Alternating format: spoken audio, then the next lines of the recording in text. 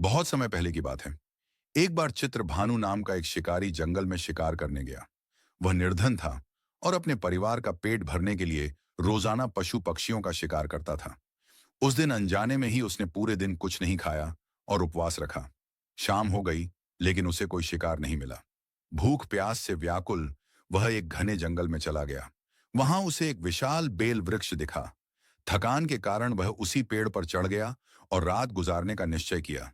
उस पेड़ के नीचे एक शिवलिंग था, लेकिन शिकारी को इसका ज्ञान नहीं था। रात को उसे जगाए रखने के लिए वह बार बार पेड़ की टहनियों को हिलाता और बेलपत्र नीचे गिरते। संयोगवश वे बेलपत्र शिवलिंग पर गिर रहे थे।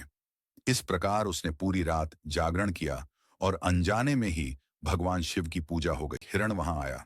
शिकारी ने धनुष उठाया, लेकिन हिरण ने विनती की, मुझे जाने दो, मैं अपने बच्चों से मिलकर लौट आऊंगा।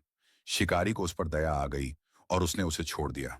कुछ समय बाद वही हिरण अपनी पत्नी और बच्चों के साथ वापस आया। शिकारी उनकी सच्चाई देखकर पिघल गया और उसने उन्हें भी छोड़ दिया। इस पूरे घटनाक्रम से उसका हृदय बदल गया। उसमें करुणा और दया उत्पन्न हुई। उसने शिकार करना छोड़ दिया और भगवान शिव की भक्ति में लीन हो गया। भगवान शिव उसकी अनजाने में हुई पूजा और दयालुता से प्रसन्न हुए और उसे मोक्ष प्रदान किया। सीख।